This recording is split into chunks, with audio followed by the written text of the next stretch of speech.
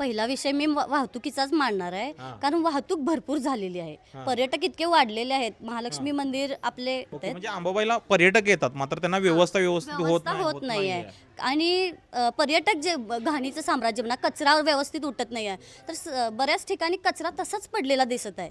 त्यामुळे प्रचार करताना पण ही स्थिती आहे. हो, आज प्रचार करताना सुद्धा ही स्थिती आहे. गाड्या तरी वेळेवर येतच नाही आहेत. कधी 10 वाजता येते, कधी 4 वाजता गाडी येते कचऱ्याची.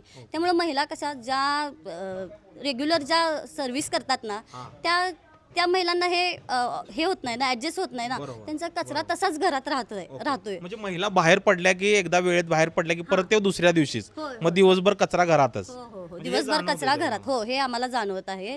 त्यामुळे कसं आहे, कुत्री मांजरे ते सगळ्या रस्त्यावर ते पसरत आहेत कचरा, असं व्हायला लागलंय. म्हणजे दरम्यानच्या काळात रस्त्यावर कचरा असल्यानंतर कुत्रे किंवा मांजरे सगळं विस्कटून टाकतात आणि परत दुसऱ्या दिवशी आहे असं. हो, त्यामुळे काय होतंय, रस्त्यावर कचरा आल्यामुळे घाणीचं साम्राज्य जास्त वाढलेलं आहे. अशाच नवनवीन अपडेट्ससाठी डिजिटल कोल्हापूर चॅनेलला सबस्क्राईब करायला विसरू